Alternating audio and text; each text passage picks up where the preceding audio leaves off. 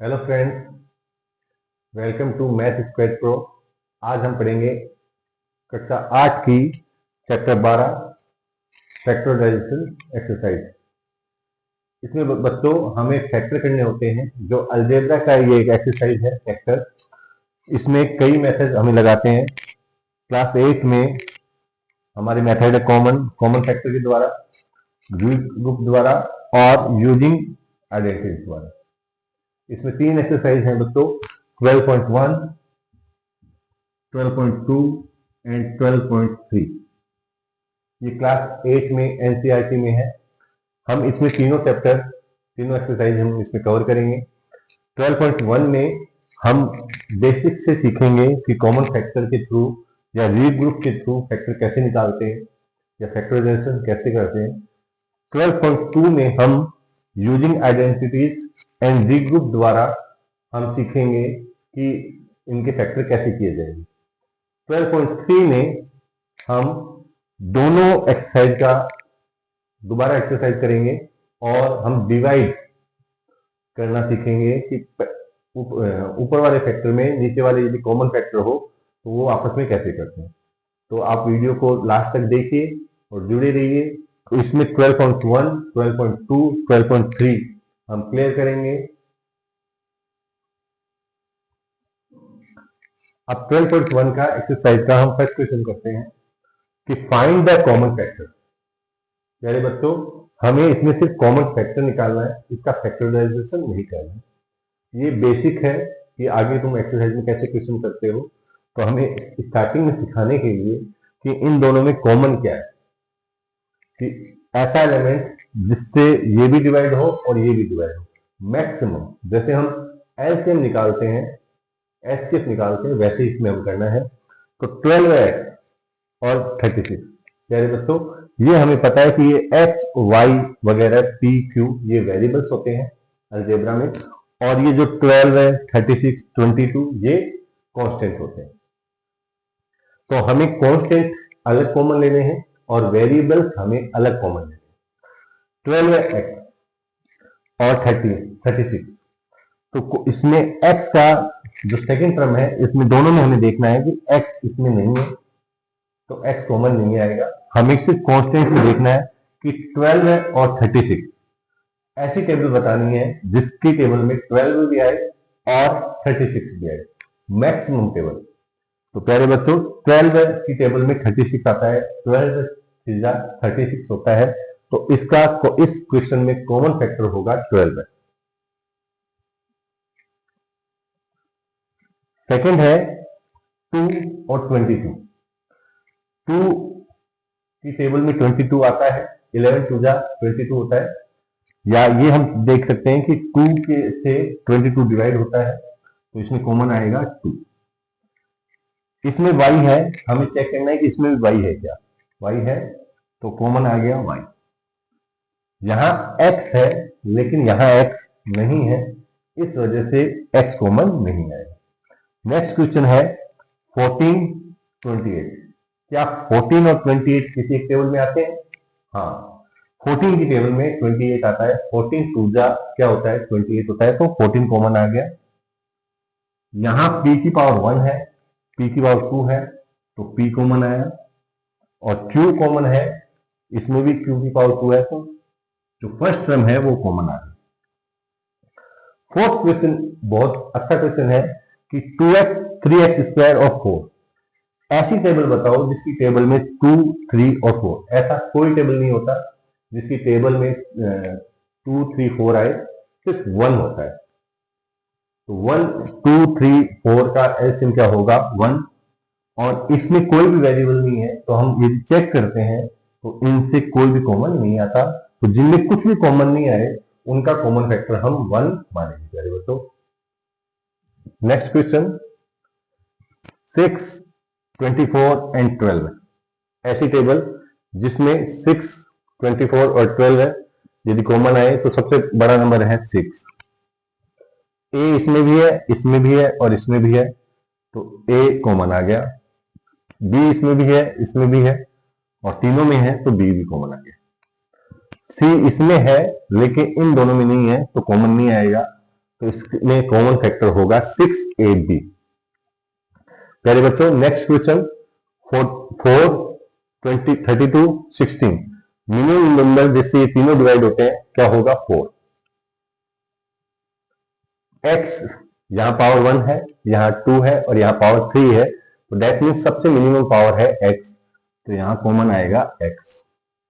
यहां तुम्हें ये कंफ्यूजन हो सकता है कि हम माइनस ले या ना ले, तो यदि दो में यदि माइनस होता तो हम माइनस कॉमन ले सकते थे, लेकिन यहां इसमें प्लस है और इसमें प्लस है तो हमें कॉमन नहीं, कॉमन सिर्फ प्लस ही लेना है।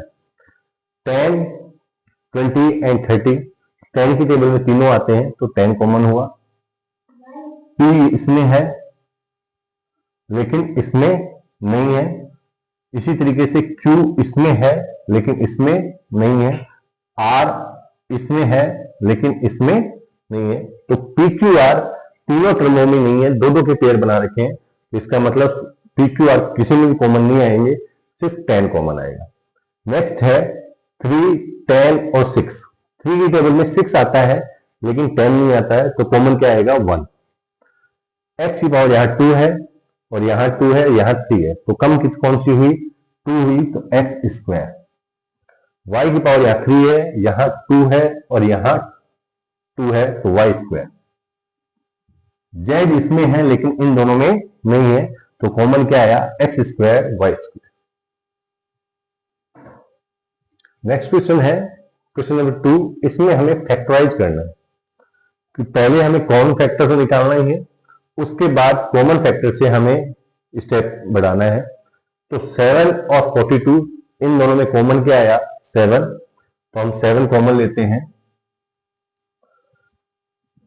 यहां यदि 7 का डिवाइड इससे करता हूं मैं तो 7 से 7 कट जाएगा, क्या बचेगा x, और ये प्लस का 7 है प्यारे बच्चों, तो प्लस माइनस माइनस 7 को 7 की टेबल में 42 कितने टाइम्स आएगा 7 6 जा 42, तो इसके फैक्टर हुए 7 इंटू एक्स माइनस 6।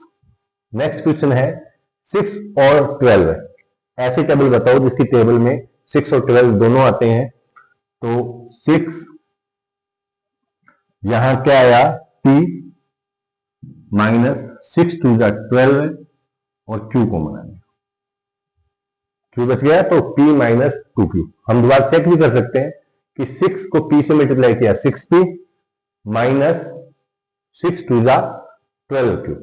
सेकंड है 7 और 14, तो इन दोनों में कॉमन क्या आया 7, a स्क्वायर इसमें भी है और a इसमें भी है, तो a कॉमन आ जाएगा प्यारे बच्चों।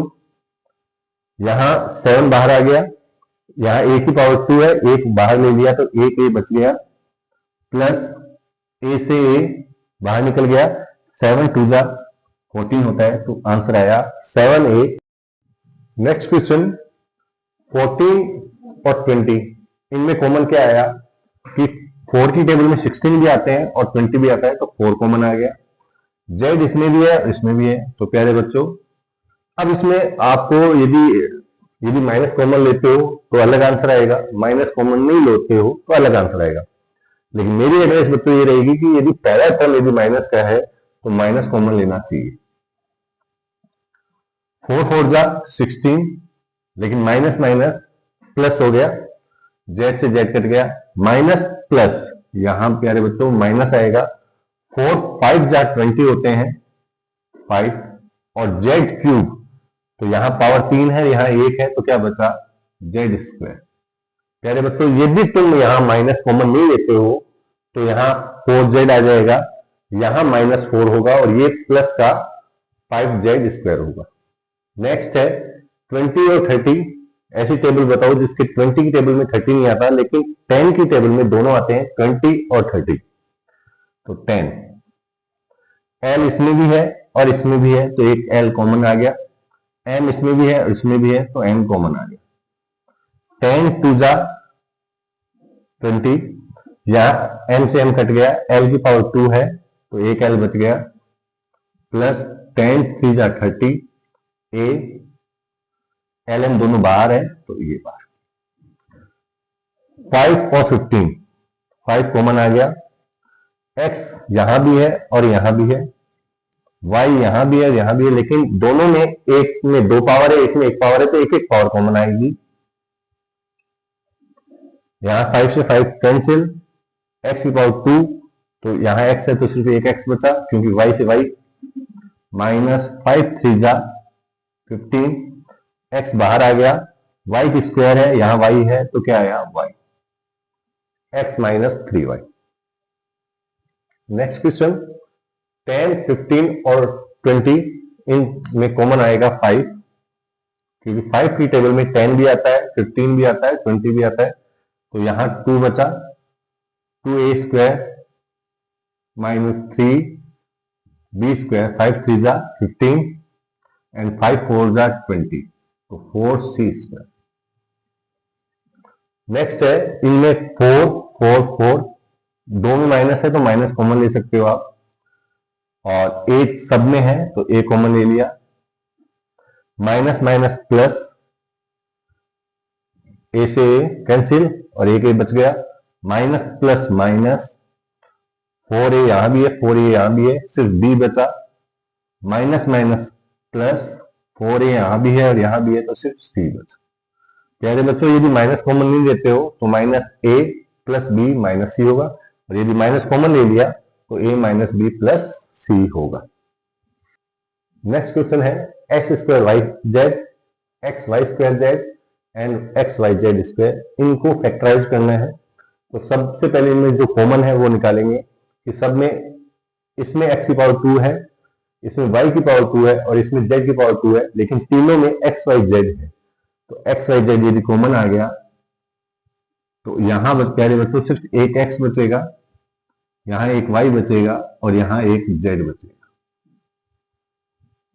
इसमें देखो a b c अलग अलग है, लेकिन इसमें x y, इसमें भी x y है और इसमें भी x y है, तो x y कॉमन आ गया, यहां बचा a, एक x बच गया, यहां b और एक y बच गया, और यहां c तो है ही, x y बाहर ले लिया तो ax plus B Y plus C Z. Next question है कि हमें फैक्टराइज करना है, लेकिन प्यारे बच्चों इसमें ग्रुपिंग करनी है, हमें 4 टर्म दे रखी है, इसे हमें सबसे पहले दो दो के पेयर बनाने हैं और उनके फैक्टर करने हैं। तो यहां देखो, हम जैसे इन दोनों के पेयर बनाते हैं और इन दोनों के पेयर बनाते हैं, तो इन दोनों में पेयर बनाया तो x कॉमन आया, तो यहां बचा x प्लस वाई, यहां x बच गया और यहां x कॉमन ले लिया तो y बचा, प्लस इन दोनों में क्या कॉमन आया, 8 कॉमन आया, तो यहां x यहां बच गया और यहां y बच गया।